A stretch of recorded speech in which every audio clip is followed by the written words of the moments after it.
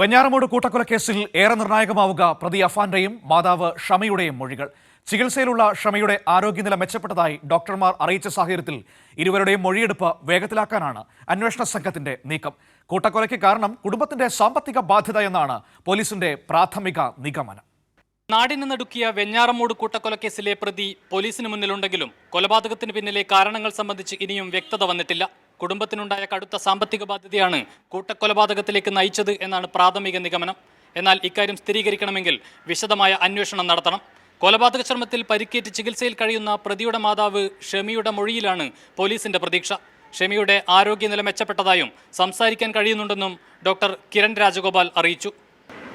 ഷമീനയുടെ condition ഇപ്പം സ്റ്റേബിളായിട്ട് തന്നെ തുടരുന്നുണ്ട്. രാവിലെയും സ്കാൻ എടുത്തിരുന്നു, റിപ്പീറ്റ് സ്കാൻ എടുത്തിരുന്നു. രാവിലെയും ബ്രെയിൻ്റെ സ്കാൻ എടുത്തിരുന്നു. അതിലും തലച്ചോറിലെ നീരും മറ്റും കൂടിയിട്ടില്ല. പഴയ അതേ അവസ്ഥയിൽ തന്നെ തുടരുന്നു. ആൾ കോൺഷ്യസ് ആണ്, സംസാരിക്കുന്നുണ്ട്. ന്യൂറോ സർജനും മാക്സിലോ ഫേഷ്യൽ സർജൻ അങ്ങനെ അടങ്ങുന്ന ടീം കണ്ടിരുന്നു. ഇനിയിപ്പോഴത്തെ പ്ലാൻ എന്ന് വെച്ചാൽ ഇതേപോലെ കണ്ടിന്യൂ ചെയ്യുക, ക്രിട്ടിക്കൽ കെയർ യൂണിറ്റിൽ തന്നെ ഒബ്സർവേഷൻ കണ്ടിന്യൂ ചെയ്യുക.